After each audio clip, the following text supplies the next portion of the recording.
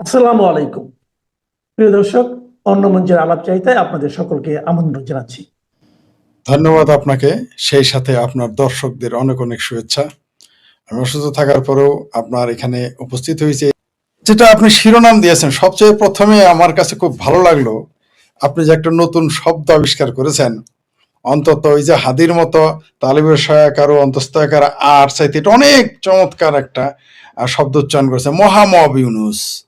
এই যে আমি আমি শিওর মানুষ আজকে থেকে মহামব ইউনুস বলেই ডাকবে, প্রফেসর মহামব ইউনুস। এই মব আবিষ্কারের জন্য আমাদের উচিত তাকে একটা নোবেল প্রাইজ দেওয়া, যেটা মানে একটা নোবেল দেওয়া উচিত মরণোত্তর। কারণ মরণোত্তর কেন বললাম, কারণ পাবলিক তো পেটে ফাড়াতে গোবাইর করে ফেলবে, আপনি তো জীবিত থাকতে তাকে দিতে পারবেন না। Professor Nobel laureate doctor Mohammad Yunus.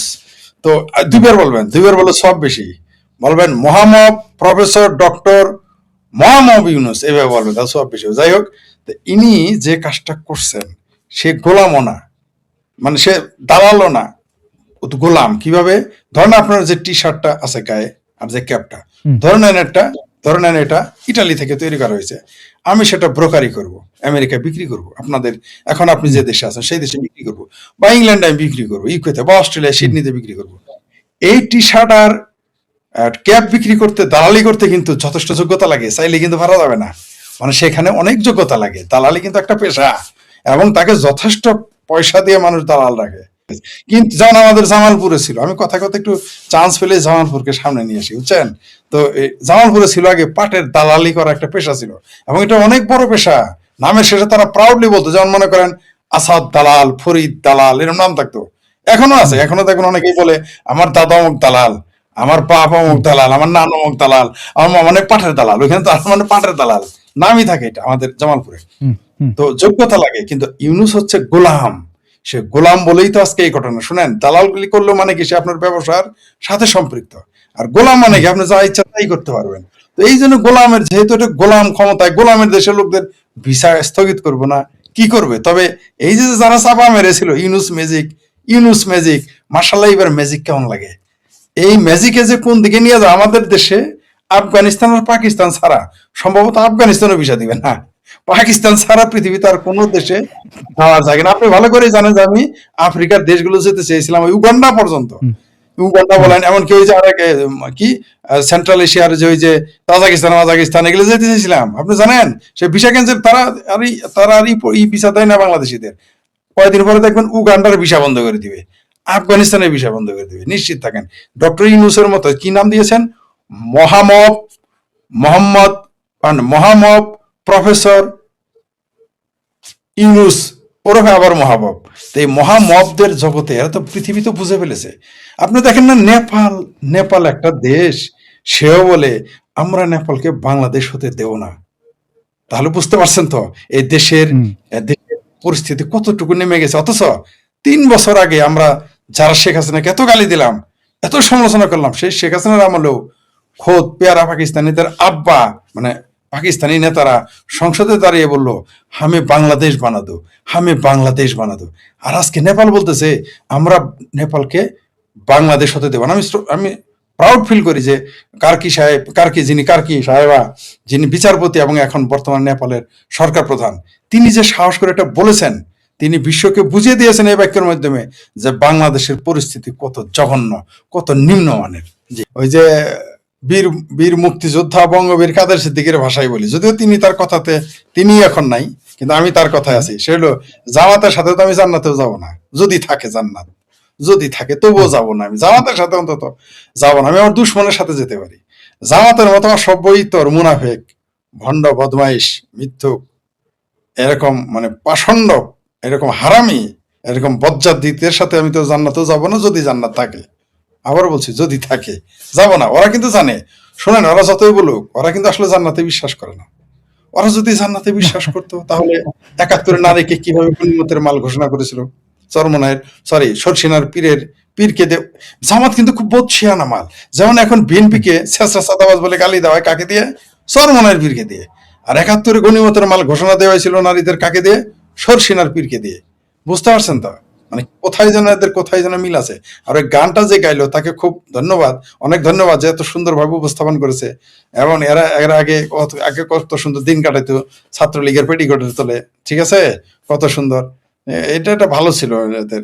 তবে এদের কপাল আপনি যাই বলেন, বাংলাদেশের মানুষ কিন্তু বুঝে গেছে, জামাতের চরিত্র কিন্তু জেনে গেছে। তার জন্যই কিন্তু দেখবেন প্রথমে পিয়ার করছিল নির্বাচনে যাবে না, এখন কিন্তু দেখবেন নির্বাচনের নাম শুনে তাদের মুখ কালো হয়ে যায়। আগে কিন্তু নির্বাচনের কথা শুনলে খুব খুশি ছিল, এদের নির্বাচনের কথা জিজ্ঞাসা করবেন আলাপই নাই, মনে হয় যে দেশে নির্বাচন হচ্ছে না। আমি সত্যি জামাতের এক নেতাকে ফোন করেছিলাম, আমি বাই ইলেকশনের খবর কি? ভালো না। কি ভালো না? বুঝতেছি নাকি? কি বলেন আপনারা ক্ষমতায় চলে যাবেন চালায়, মানুষ জনগণ আপনাদের ভোট দিতেছে, কয় না আম করে ভোট দিব না। কেন বুঝলেন? কয় শালা আপনার মতো লোক থাকলে, এইভাবে বলছে, আপনাদের মতো 2-4টা লোক থাকলে জামাত আমাদের ভোট দিবে না। যে ক্ষেতের ঢেল খেতেই ভাঙে, ক্ষেতের ঢেল কিন্তু কেউ বাড়িতে নিয়ে ভাঙে না, গুদামে নিয়েও ভাঙে না, হাট বাজারে ভাঙে না। তো মাশাল্লাহ ক্ষেতের ঢেল খেতেই ভাঙতেছে। জুমা কে বলেছে? জুমা। এই কথাটা আপনি আর আমি বললে আমাদের কি বলতে জানেন? ভারতের দালাল, শেখ হাসিনার দোসর, আওয়ামী লীগের দালাল, রয়ের দালাল, ইসলামের শত্রু, নাস্তিক, কত গালি না দিত। জুমার এই কথাটা কিন্তু আমরা বলেছি। জুমা একটু সুন্দরভাবে বলছে, আমরা একটু প্রকাশ্য। জুমা একটু ঘুমটা দিয়ে বলছে যে হাদির পাখিবাদীর মানে একটু মানে পাখিবাদীর পোলা হাদির খুনিরা এই সামনের কাতারেই ছিল। যদি এখন যার উপরে অভিযোগ সে এখন দুবাই আছে, আর যারা যারা আসলে মেরেছে, যাদের উপর অভিযোগ সে আছে দুবাই, আর যারা অরিজিনাল খুনি তারা ছিল সামনের কাতারে। এই কথাটা তো আমরা বলেছি। এখানে এরা কত বড় বজ্জাত, এই ইস্যুতে ভারতকে গালি দিল, শেখ হাসিনাকে আনতে চাইলো, ভারতের অ্যাম্বাসেডরের মানে হাইকমিশনের বাড়িতে হামলা করলো, তার বসবাস, তার আবাসিক এবং অফিস দুইটাতে হামলা করলো, চিটাঙে হামলা করলো, কত নাটক করলো। অথচ বলতেছে ভারতে চলে গেছে, আইনে দিতে হবে, নাহলে ভারত খায় ফেলবে, 7 সিস্টার খায় ফেলবে, 8 সিস্টার খায় ফেলবে, 9 সিস্টার খায় ফেলবে, কলকাতা দখল করবে, দিল্লি দখল করবে। এখন যে খুনি দুবাই পালাই গেল, এখন বলে না কেন? মানে তাদের ভাষায় খুনি, আমাদের ভাষায় না। তাহলে এখন বলে না কেন দুবাইয়ের আমিরকে বলুক, বেটা এনে দে, নাহলে তার দুবাই এখন তো মুরুদে কোলায় না। বাংলাদেশে যতক্ষণ ভারত গন্ধ না পাবে, এই বাংলাদেশের পদের জোশ জাগে না। যেমন ধরেন ফেলানি আছে না, ফেলানির জন্য বাংলাদেশের সিংহবাম, মিঙ্গবাম, ফিঙ্গবাম, আমরা যে কোনো হত্যার নিন্দা জানাই, যে কোনো অপমৃত্যু নিন্দা জানাই। কিন্তু রাইতের বেলা আপনার সীমান্তে কি কাম? বর্ডারে তো আপনার কোনো কাম নাই। বর্ডারে তাও একজন নারী, তার বর্ডারে কি কাজ? বর্ডারে তো আপনাকে বাড়ির থেকে ধরে নিয়ে ওইখানে আপনাকে রাখে নাই। 12 ফুট একটা দেয়াল সে কেমনে গেল? আচ্ছা গেল এইটা গুলি করার জন্য এই দেশের ফেলানির ভাই, ভাতিজা, খালু, ভাগিনা, মা ও বাপ, খালতো ভাই কত লাভালাভি করলো। তারপরে কি করলো? এই সরকার বজ্জাতি করে ফেলানির বাইরে বিডিআর এ চাকরি দিছে, মানে বিজিবিতে। শুনছেন তো এটা? আর বাইরে চাকরি দিছে। আর ভাই কি বলছে? আমরা বাংলাদেশের সীমান্ত রক্ষা করব, হ্যান করেঙ্গা তেন করেঙ্গা, এইটা ফালায় ওইটা করেঙ্গা বলছে। বার্মার সীমান্তে যে গুলি করলো, শিশুরে গায়ে গুলি করলো, মনে যায় না কেন সুধীর ভাই? পল্টন গরম হয় না, বাইতুল মুকাররম গরম হয় না, হাটাজারি ফাটাজারি গরম হয় না, বালাজারি সালাজারি আমির হারাম যাদারা সিক্কুর দেয় না, চর্ম নাই ফর্ম নাই, এর কোনো কথা নাই। কমরেড আনু বিহারীর কথা মুখে কথা নাই। তারপরে ওই যে আর ফটোগ্রাফার কি কি পহিদুল নাই, কহিদুল শহীদ, ফটমা জাহারের চেলাদের এখন আর কোনো বক্তব্য নাই। এখন বিএনপির কোনো বয়ান নাই। এখন সব জোশ, যারা দেশপ্রেমী, আমরা বাংলাদেশপন্থী, তাদেরও আলোচনা নাই। কারণ গুলিটা আসছে বার্মা থেকে। ভারত থেকে যদি আসতো তাহলে দেখতেন জোশ কাকে বলে। তো দুবাই থেকে সদগা না হইলে আর আব্বার দেশ পাকিস্তানি চলে না। শুনেন, আমি বারবার বলি, আমি সর্বপ্রথম আপনাদের বলেছি যে ভারত আসলে একটা নিরীহ দেশ, এবং শক্তিশালী কিন্তু নিরীহ। এই নিরীহ প্রতিবেশীটা যদি না থাকতো বাংলাদেশের পাশে, এইখানে যদি একটা মুসলমান দেশও থাকতো, বাংলাদেশের কপালে শনি রবি সব মঙ্গল সব একবারে লাগাই দিত, সব লাগাই দিত। ভারত বসেনি। আজকে কথাটা বলতেছেন এই তুললেন, আমারও ভারত প্রতি আগে খুব ছিল, এরা নীরব কেন? ভারত বসে নেই। বাংলাদেশের কপালে একটা যে শনি আছে। আরেকটা তথ্য আপনাকে দেই, জাতিসংঘ সনদে সাইন করা দেশ বাংলাদেশ এবং ভারত, অনেকেই তো সাইন করা। একটা সনদে একটা আর্টিকেল কি আছে জানেন? যদি প্রতিবেশী দেশে মানে যদি গণহত্যা চলে, তাহলে তার প্রতিবেশী দেশ সেখানে তাদের উদ্ধার করার জন্য সেনাবাহিনী পাঠাইতে পারে। এটার জন্য ওই যে বলে না 25 বছরের চুক্তি, ওটার দরকার নেই। ওটা তো আছেই। বাংলাদেশের সাথে একটা চুক্তি আছে যে কোনো কারণে যদি এই দেশ পাকিস্তানপন্থীদের মানে সাবেক পাকিস্তানিরা এখানে কোনো কিছু ঘাঁটি করে, তাহলে ভারত সরাসরি ঢুকে যেতে পারবে। ওই চুক্তি এখনো বলবৎ। সেটা বাদ দিয়ে এটা হলো 2 দেশের চুক্তি, বঙ্গবন্ধুর আমলে চুক্তি রয়েছে, যেটাকে তারা গোলামী চুক্তি বলে। 25টা বহু চুক্তি কিন্তু আছে, 25 বছরের চুক্তির মধ্যে বহু কিছু লেখা আছে, আজ পর্যন্ত কিন্তু বাতিল করে নাই কেউ। না জিয়া রহমান না। আচ্ছা, আমি এসে বললাম আসাদ খুব খারাপ কাজ করছে, আসাদ খুব খারাপ কাজ করছে। তা আসাদ যে এত খারাপ কাজ করছে, দুই একটা তো বাতিল করলাম না, একটাও, খালি মুখে মুখে বলি। তার যেমন বলছে যে 54 ধারা খুব কালা কানুন, তো বাতিল কোন দলে করেছে? ডক্টর ইউনূস এসে তো 54 ধারা বাতিল করে নাই, বরং এখানে এসে 54 ধারার আব্বা দাদা ইন্ডেমনিটি নিয়ে আসছে। জুলাই সন্ত্রাসীদের নাকি ইন্ডেমনিটি দিয়ে দিছে, মাফ করে দিছে। মানে এদের বিরুদ্ধে মামলা করা যাবে না? আর কি ক্ষুধা হয়ে গেছে নাকি? এরা কি ক্ষুধা হয়ে গেছে, ভগবান হয়ে গেছে, গড হয়ে গেছে, না মামলা করা যাবে না? আমি সেই জন্য বলছি ভালো করছে একটা ইন্ডেমনিটি দিয়ে। আপনার চ্যানেলের মধ্যে বলে দিতে চাই, ইন্ডেমনিটিতে খুব ভালো করছে, আদালতে যাইতে দিবে না, কোনো সমস্যা নাই। আমরা আমরা আইন আদালতে, বিচারপতির কোর্টে না গেলাম, পাবলিকের কোর্টে তো যাইতে পারবো। গণ আদালতে তুলে $5 দিবে জনগণ, পেটে পাড়া দিয়ে গুবের করে ফেলবে। এমনি বলি নাই আমি, আমার কথা তো সত্যি হতে যাইতেছে। এই জন্য বোধহয় দুষ্ট লোকের আমার মাঝে মাঝে চিন্তা ফির বলে, বুঝতে পারছেন? যা বলে মিলে, আগেই বলছি যে এদের কিন্তু $5 দিবে, পেটে পাড়াতে গুবের করবে। তার ক্ষেত্র কিন্তু তারা তৈরি করতেছে, সেটা হলো যে ইন্ডেমনিটি দিয়ে দিছে। ইন্ডেমনিটি দিলে আমি আদালতে যেতে পারবো না, তাহলে পাবলিক তখন ধরবে আর মারবে, পেটে ভাড়া দিবে, ঘাড়ে ভাড়া দিবে। ওটা তার ইন্ডেমনিটি দিয়ে আপনি ঠেকাইতে পারবেন না। আর আপনি যেটা বললেন যে, আমি যেটা বলতেছিলাম যে ইন্টারন্যাশনালি, মানে জাতিসংঘ সনদেই আছে, প্রতিবেশী দেশে যদি যেভাবে বাংলাদেশে সংখ্যালঘু নির্যাতন চলতেছে, মানে ভিন্ন মতের উপরে নির্যাতন চলতেছে, প্রথমে যখন ব্লগার মারলো, আপনার মতো লোকদের দাবড়াইলো, মামলা দিল, এটা গুরুত্ব দেয় নাই। কিন্তু এটা কিন্তু এখন ইন্টারন্যাশনাল ইস্যু। ওই আফ্রিকা মহাদেশের লোকজন এখন জানে বাংলাদেশে মাইনরিটি নির্যাতন, ফ্রি থিঙ্কারদের উপর, সেকুলারদের উপর নির্যাতন হচ্ছে, জানে। ইউনূস আসাতে কয়েকটা জিনিস প্রমাণ হয়ে গেছে। 5ই আগস্ট খুবই জরুরি ছিল বাংলাদেশের জন্য, বহির্বিশ্বের জন্য। কারণ হচ্ছে, আগে বাংলাদেশের মানুষের একটা, আমরাও ধারণা, আমি করতাম, আপনিও করতেন, মানে আমি যতদূর জানি, যে সুশিক্ষিত লোকেরা, রাজনীতিবিদেরা চোর বাটপার, সুশিক্ষিত মার্জিত লোকগুলো ক্ষমতায় আসলে দেশ ভালো থাকবে। কিন্তু বোঝা গেল না, যার কাজ তারই সাজে, অন্য করলে ঝাঁঝর বাজে। আপনার চ্যানেলে যাই আমি উপস্থাপনা করলে পুরো অনুষ্ঠানে আমি আল্লাহ জ্বালা বাজাই দিব, যার ওটা কাজ আপনারই সাজে। আমি নতুন চ্যানেল করলে আমি উপস্থাপক হইতে পারবো না। হয়ে দেখছি উপস্থাপক হিসেবে আমি খুব ভালো না, ঠিক আছে, যদিও প্রশংসা করে রোকে আপা, কিন্তু আসলে আমি যেহেতু বুঝি, আমি তো আমার যোগ্যতা জানি। উপস্থাপনা একটা যোগ্যতা দরকার, বক্তব্য আলাদা জিনিস। বক্তব্য আপনি যা ইচ্ছা তাই বলতে পারবেন। আমি আগে মনে করতাম কি, যে উপস্থাপক হওয়া বোধহয় খুব সহজ কাজ, এত বকর বকর করি, এত লম্বা লম্বা কথা বলি, সহজ না। উপস্থাপনার যে তাৎক্ষণিক বুদ্ধি, এটা যে, এটা কেন উদাহরণ দিলাম, ওই যে বলতেছিলাম যে যার কাজ তারই সাজে, অন্য করলে ঝাঁঝর বাজে। এই বাংলাদেশে যখন ইউনূস সরকার আসলো, আমার আগে একটা ধারণা ছিল, সেটা নষ্ট হয়ে গেছে। নষ্ট না, সত্য প্রমাণিত হয়েছে যে আমি বলছিলাম। কারণ শুধুমাত্র শিক্ষিত হইলেই, আনু গ্যাংকে ক্ষমতা দিলেই, সেলিম গ্যাংকে ক্ষমতা দিলেই, ইউনূস গ্যাংকে ক্ষমতা দিলেই দেশ ভালো চলবে না, তার প্রমাণ দেখে। এবং এটা সত্য, সর্বজন বিদিত। আর মানুষের বয়স বাড়লে মতিভ্রম ঘটে, তার মধ্যে যে ডক্টর ইউনূস একটা, বদরুদ্দিন উমর একটা, আর ম্যাজিক আব্বা। ওই ইউনূস যেদিনও ঘোষণা করেছে, তারপরের দিনই ওই 2 মাসে 2 লাখের, ওই 1 মাসে 2 লাখের মতো ঢুকছে। যাই তো না, এরা কেন যাবে? আরে ভাই, রোহিঙ্গারাই দেশে জামাই আদরে আছে, এই দেশে বালুর চরে হাগে আর শ্বশুর বাড়ি খায়। এই বাংলাদেশ ছেড়ে কেন তারা বার্মা যাবে? কোন দুঃখে যাবে? এরা কি যাওয়ার জন্য আসছে? এই কাতারা এটা বুঝেই না, এটা তো যাওয়ার জন্য আসে নাই, তারা এখানে থাকার জন্য আসছে। এবং এদের দিয়ে বাংলাদেশটাকে ধ্বংস করবে, দক্ষিণ এশিয়াকে অশান্ত করবে, তার জন্য এখানে পাঠানো হয়েছে। আপনি দেখেন না, ওই দিন নিজেরা মারামারি করছে, 50 জনকে গ্রেপ্তার করছে। আচ্ছা, এরা এরা নাকি খুব ভালো, এরা ওদের দেশে নাকি নির্যাতিত হতে, বাংলাদেশে। আচ্ছা, আপনি যে বাড়িতে আশ্রয়, আপনার বাড়িতে আমি আশ্রয় নিচ্ছি, ওইখানে কেন আমি মারামারি করবো? তার মানে হচ্ছে আমি আসলে বদ। তার মানে কম দুঃখে, আর মানে কম দুঃখে বার্মা এদের লাথি দিয়ে বাইর করে দেয় নাই। এরা তো আসলে অসভ্য, সন্ত্রাসী। কিন্তু একটা জিনিস বুঝে, এদের কন্ডম দিবেন, বলবো কন্ডম ইউজ করা যাবে, লবণ রাখবে, লবণ। বলেন কন্ডমের মধ্যে লবণ রাখছো কেন?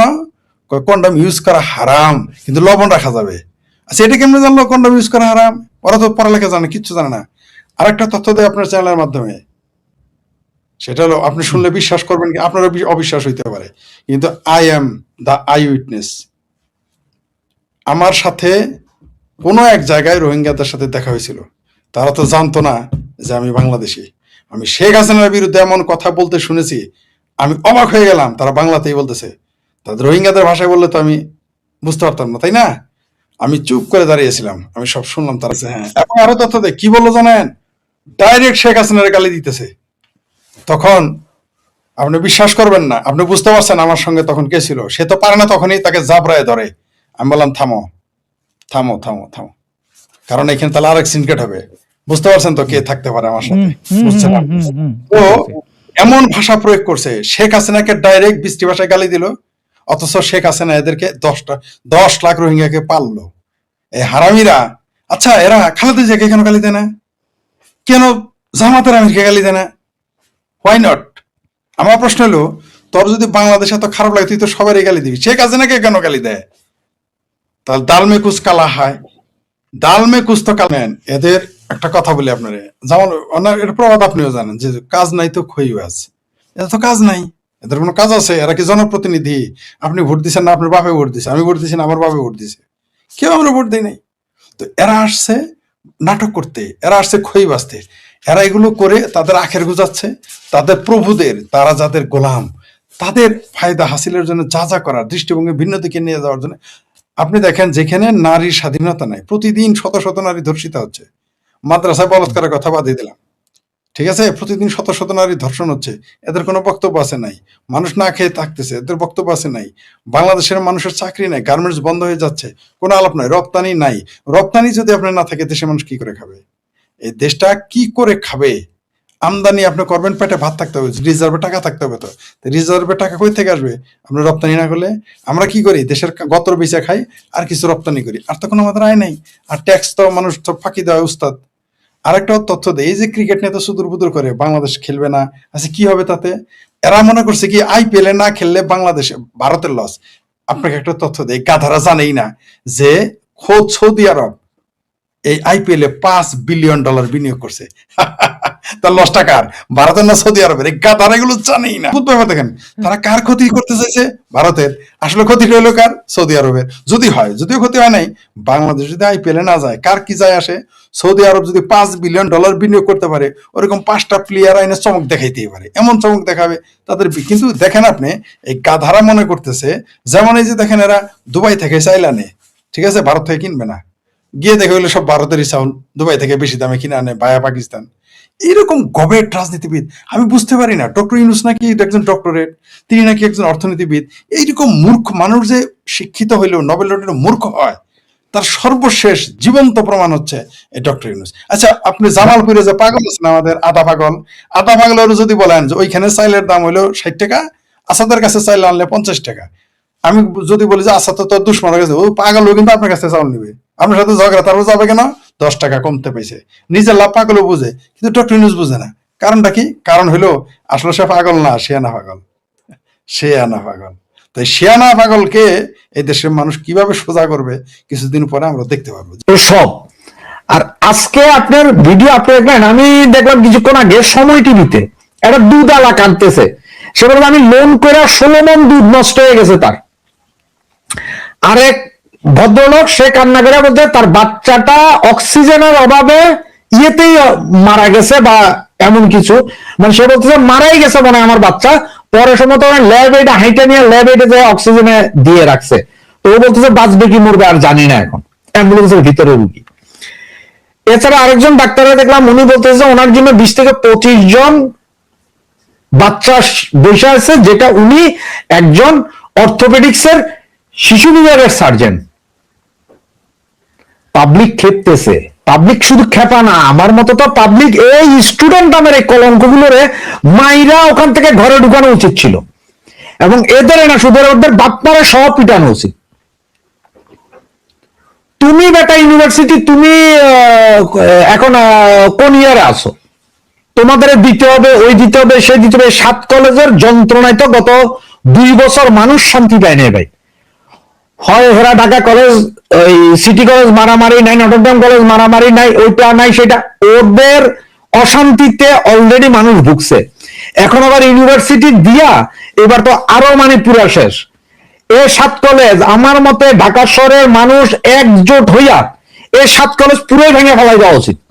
ওই যে গতকালকে না পরশু দিন ওই যে মাদ্রাসার এক শিক্ষক ছাত্রী নিয়ে গেছে, আর যেরকম পুরো মাদ্রাসা জ্বালাই দিছে, ঠিক আছে 7 কলেজে এখন ভেঙে জোড়া ফেলাই দেওয়া উচিত। যে ঢাকা শহরের 7 কলেজের দরকার না, কলেজের দরকার কি ভাই? বাংলাদেশের পোলাপেন এখন পড়ে, সেটা তো সব এখন এনসিপি করে, চান্দাবাজি করে, ধান্দাবাজি করে, এগুলো ছাড়া তো আর কোনো কিচ্ছু নাই। আপনি দিকে একটা কলেজ দেখান তো ঢাকা চিটাগাং কোথাও আবার এই ইন্ট্রিম কাউরে বলছে যে তোমরা পড়ালেখায় ফিরে যাও, আর তোরা আন্দোলন করতে হলে তোরা তো শিক্ষা ভবন ঘেরাও কর, শিক্ষামন্ত্রী যে তুলে নিয়ে হেল লগে কর। তুই ঢাকা শহরের সারা রাস্তা বন্ধ করে দিয়ে মানুষের দুর্ভোগ পাবি কেন? নাকি এইখানেও আবার আওয়ামী লীগরে খুঁজবে যে এটা আওয়ামী লীগ করতেছে, এটা বলবে নাকি 2 দিন পরে? কম থাকবে, শনিবারও বন্ধ, অফিস আদালত নাই, রোববারে সম্ভবত কোন একটা ছুটি আছে, রোববারেও কোন একটা ছুটি আছে বা কিছু একটা দিবস আছে, যার কারণে ওনারা আবার মঙ্গলবার থেকে নামবে। ওনারা 3 দিনের জন্য যে ই করছে এটা না, ওটা এমডি মুহিত সাহেব বলতে পারবেন কোনটা আজাদি আর কোনটা গোলামি। তারপর উনি আবার লেখছেন যে চেহারা দেখলে আওয়ামী লীগ চেনা যায়, চেহারা দেখলে তো আওয়ামী লীগ চেনা যায়, চেহারা দেখলে বিএনপিও চেনা যায়। আর জারজ যারা তারা চেহারাই দেখায় না, কারণ জারজ মানে জামাত, জামাতেও বরিকার্য জারজেও বরিকার্য, দুইটাই বরিকার্য, জারজ জামাত দুইটাই বরিকার্য। শুধু এগুলো হচ্ছে বট। সরকার গত 17 মাসে যে আকামগুলা করছে ওগুলো নিয়ে যাতে আর কোনো মামলা না হয়, ডাক্তার ইউনূস যে 666 কোটি টাকা না দিয়া গ্রামীণ ব্যাংকের শেয়ার কমাইয়া নিজের ব্যবসা বাণিজ্য ফুলাইছে, এগুলা যাতে রক্ষা পায়। এ হ্যাঁ ভোটের মানে হলো যে দেশের যে এত কিছু বেচলো আমেরিকার কাছে, এগুলা যাতে রক্ষা পায়। এই যে এখন বিমান এবং অস্ত্র কিনা বাবদ $9 বিলিয়ন পরিশোধ করতে যাচ্ছে আগামী 10 দিনের ভিতর সরকার, এগুলো নিয়ে যাতে কথা না হয়। বাংলাদেশের নাই এখন $30 বিলিয়ন, তার মধ্যে $9 বিলিয়ন দেওয়া হবে আগামী 10 দিনের ভিতরে বিমানের অ্যাডভান্স, অস্ত্র কিনার অ্যাডভান্স। আপনি আমি বিমান আর অস্ত্র কিনা কার লগে যুদ্ধ করুন? আমার দেশের মানুষ গ্যাস সিলিন্ডার পায় না খাইতে, পাবলিকের খাওয়ার জন্য গ্যাস সিলিন্ডার দরকার। একটা দেশ অস্ত্র কখন কিনে, একটা দেশ যুদ্ধ বিমান কখন কিনে? যখন পাবলিক খাইতে পারে। আজকে ইরানের যে রেগুলেশন দেখেন, যেই ডলারের দাম কমে, যেই মানুষের হাতের থেকে খাদ্যদ্রব্যের দাম বেড়ে গেছে, ইরানের রেগুলেশন হয়ে যাচ্ছে। ইরান সরকার আজকে প্রায়, বিভিন্ন মানবাধিকার সংস্থায় বলতেছে, আমি না, ওরা বলতেছে প্রায় 16,000 মার্ডার হয়ে গেছে। এবং কালকে আমাদের দেশের কিছু কিছু পত্রিকায় দেখলাম কইতেছে ইরানের সরকার সরাসরি চোখে আর মাথায় গুলি করে দিতেছে। তাহলে ইরানের সরকার তো ভালোই করতেছে, এটা তো বাংলাদেশ সরকারের করা উচিত ছিল। ইরানের আর্মি দেশের প্রতি অবিচল, বাংলাদেশের আর্মি হিসেবে বেঈমান। ওরা বাংলাদেশ আর্মি গত 17 মাস ধরে একটা অবৈধ সরকার হাতে ক্ষমতা দিয়ে পুরো দেশটারে বেচা খাইছে। সুতরাং এই যে গোলামি কইতেছে, তার মানে কি যে জানেন, যদি না ভোট দেয় তাহলে তো এই যে গোলামগুলো তো বাইরে যাবে, এই গোলামগুলো বাঁচার জন্য এখন হাবট। আর যত গোলাম যত জারজ এরাই এখন হাবট। আর কিসের ভোট? অর্ডিন্যান্স দিয়ে কোনো হয় না, গণভোট হয় না, অর্ডিন্যান্স দিয়ে কোনো গণভোট হয় না। এটা হচ্ছে সবচেয়ে মজার বিষয়। তোরা হ্যাঁ ভোট আর না ভোটের কি ভোট? ভোট তো অলরেডি আমরা দেখতেছি না, বিভিন্ন ভিডিওগুলো আসতেছে না, এই যে পোস্টাল ভোট সব জমাতিদের হাতে, এদের ঘরে ঘরে নিয়ে যায়, নিজেরা পোস্টাল ভোট দিতেছে।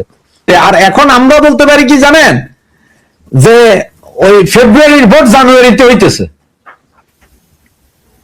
এখন আর দিনের ভোট রাতে নাই, এখন এই মাসের ভোট আগের মাসে হয়ে যাইতেছে। সুতরাং সব জায়গায় সেম। এই যে ভাই লেখছে বাংলাদেশের অলিতে গলিতে জঙ্গিরা দেশ ধ্বংস করে দিয়েছে, এটা বাংলাদেশের অনেক জায়গায় সারা পৃথিবীতে সবাই বুঝতেছে, একমাত্র জারজ জামাত ছাড়া। তথাকথিত আসসালামু আলাইকুম দর্শক, বাংলাদেশের অভ্যন্তরীণ পরিস্থিতি, বাংলাদেশে নির্বাচন হওয়া না হওয়া, বাংলাদেশে আওয়ামী লীগ বিহীন নির্বাচন অনুষ্ঠান সম্পন্ন করা ডক্টর মোহাম্মদ ইউনূসের জন্য কত পাহাড় পরিমাণ চাপ তৈরি করেছে এবং আন্তর্জাতিক মহল কতটা চাপে ফেলেছে ডক্টর মোহাম্মদ ইউনূসকে 24 সপ্তাহে এসে, এটা বোধহয় সাংঘাতিক রকম পরিষ্কার হয়ে গেছে। বিশেষ করে আমেরিকার যে 2 সাবেক কূটনীতিক ডোনাল্ড ট্রাম্প প্রশাসনের, তারা যেসব প্রশ্ন ডক্টর মোহাম্মদ ইউনূসের সামনে তুলেছেন, এইসব প্রশ্নে খুব পরিষ্কার যে আওয়ামী লীগ বিহীন নির্বাচন, অংশগ্রহণমূলক না হওয়া নির্বাচন বিশ্ব দরবারে গ্রহণযোগ্য হবে না। এই নির্বাচন আসলে নির্বাচনই হবে না, এই নির্বাচন যে আসলে শুধু কথার ফুলঝুরি, আনন্দময়, উৎসব মুখর, সুষ্ঠু, সেটা হয়তো আস্তে আস্তে সবাই বুঝতে শুরু করেছে। এবং সেই কারণে একের পর এক ঘটনা ঘটে যাচ্ছে। এর আগে ব্রিটিশ পার্লামেন্টে ব্রিটিশ এমপিরা কথা বলেছেন, ব্রিটিশ এমপিরা আলাদাভাবে ব্রিটিশ পররাষ্ট্রমন্ত্রীকে চাপ তৈরি করেছেন বাংলাদেশে সংখ্যালঘু নির্যাতনের অভিযোগ এবং অংশগ্রহণমূলক নির্বাচন নিয়ে। তেমনই ঘটনা ঘটেছে আবার নতুন করে ব্রিটিশ পার্লামেন্টে একটি ঝড় উঠেছে, সেই ভিডিওটি বাংলাদেশে ছড়িয়ে পড়েছে। আমরা সেই বক্তব্যে যাওয়ার আগে আপনাদেরকে আরো একটি সুনির্দিষ্ট বক্তব্য তথ্য জানাতে চাই। সেটি হচ্ছে ডক্টর মোহাম্মদ ইউনূসকে ঘিরে তৎপরতা। এটা সোশ্যাল মিডিয়া হয়ে বিশেষ বিশেষ ব্যক্তিদের করা উক্তি চারদিকে আলোচনা হচ্ছে। 14 জানুয়ারি প্রেসিডেন্ট ট্রাম্পের 2 বিশেষ প্রতিনিধি মোহাম্মদ ইউনূসের সঙ্গে সাক্ষাৎ করেন। আমরা এই নিয়ে আপনাদের সামনে আলোচনা করেছি বিশদ, তারপরও কিছু ডেভেলপমেন্ট খবর থাকার কারণে সেগুলো আপনাদের সামনে তুলে ধরা। বাংলাদেশের গণমাধ্যমকে পুরোপুরি অন্ধকারে রাখা হলেও একটি সূত্রের বরাতে জানা গেছে ট্রাম্পের প্রতিনিধিদ্বয় মিস্টার অ্যালবার্ট গম্বিস ও মিস্টার মরস্ট্যান, যারা উভয় ডোনাল্ড ট্রাম্প প্রশাসনের সময়ে দায়িত্ব পালন করেছিলেন, ইউনূসের সঙ্গে নিম্নোক্ত বিষয়গুলো নিয়ে আলোচনা করেন। 3টি খুবই সেন্সিটিভ বিষয় নিয়ে আলোচনা হচ্ছে বলে নির্ভরযোগ্য সূত্রে জানা যাচ্ছে। সেই সূত্র নিশ্চিত করছে মোহাম্মদ ইউনূস কি 12 ফেব্রুয়ারি নির্বাচন আয়োজন করতে সক্ষম। বাংলাদেশে যে খবরাখবর রয়েছে তাতে এই প্রশ্নটি আসেনি যে ডক্টর ইউনূস এই প্রশ্নের মুখোমুখি হয়েছেন যে তিনি কি 12 ফেব্রুয়ারি নির্বাচন করতে সক্ষম। ইউনূস কি নির্বাচিত সরকারের কাছে ক্ষমতা হস্তান্তর করবেন? একটা নির্বাচন হয়ে গেল, শোনা যায় ডক্টর ইউনূসের নাকি ভবিষ্যৎ রাষ্ট্রীয় সফরের পরিকল্পনা আছে। সেটা যদি থেকে থাকে তাহলে একটা নির্বাচন শুধু হয়ে গেলেই তো হলো না, ক্ষমতা হস্তান্তর একটা বড় ইস্যু। সেই প্রশ্নই তুলেছে আন্তর্জাতিক সম্প্রদায়। ইউনূস কি নির্বাচিত সরকারের কাছে ক্ষমতা হস্তান্তর করবেন? 3, 12 ফেব্রুয়ারি নির্বাচন কেন অন্তর্ভুক্তিমূলক নয়? স্পষ্ট কেন আওয়ামী লীগবিহীন এই নির্বাচন বাংলাদেশে এতগুলো জনগণের মতামত বাইরে রেখে? 4, দক্ষিণ আফ্রিকার ট্রুথ অ্যান্ড রিকনসিলিয়েশন নীতির অনুসরণ করে কেন আওয়ামী লীগকে রাজনীতিতে ফেরানো হয়নি? এটা নিয়ে আমরা বিশদ এর আগে আলোচনা করেছি। আপনারা যারা আমাদের আগের আলোচনা দেখেছেন তারা একটু সেখান থেকে জেনে নেবেন। এছাড়াও মিস্টার গম্বিস ও মিস্টার টেন নাকি ক্লিন্টন ফাউন্ডেশনের অন্যতম প্রধান দাতা হিসাবে ইউনূসের ভূমিকা এবং গ্রামীণ আমেরিকা সাম্রাজ্যের সঙ্গে ক্লিন্টন ও সরস পরিবারের সম্পর্ক নিয়ে কিছু প্রশ্ন তোলেন। আপনারা জানেন যে সরস পরিবারের সাথে ক্লিন্টনের সম্পর্ক, সরস পরিবারের তার সঙ্গে দেখা সাক্ষাৎ, এগুলো নিয়ে আন্তর্জাতিক মহলে ব্যাপক প্রশ্ন আছে।